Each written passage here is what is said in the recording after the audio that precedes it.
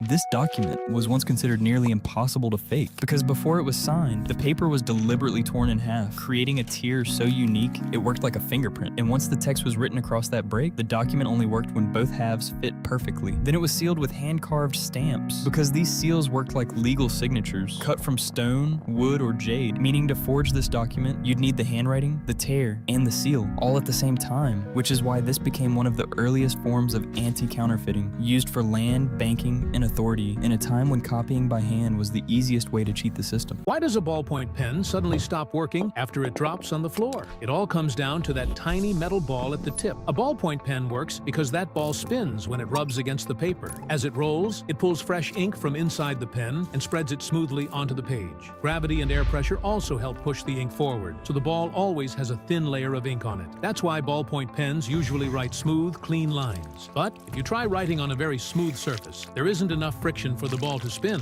Now, when the pen falls on the ground, that tiny ball can get dented or knocked out of place. Even a small hit can make it harder for the ball to spin. This guy is cleaning barnacles off the bumpers of a ship. But look closely. The ones he's scraping off have an orange strip hanging underneath, kind of like a sea cucumber. Normally, the barnacles you see on ship hulls are all hard shell. Even if you scrape them off, they just leave behind a base stuck to the surface. No strip at all. Those are called acorn barnacles. They glue themselves tightly to surfaces, and you can often see them on sea turtles or whales. On whales, they even dig into the skin, which is really painful for the animal. That's why whales sometimes leap out of the water, trying to smash.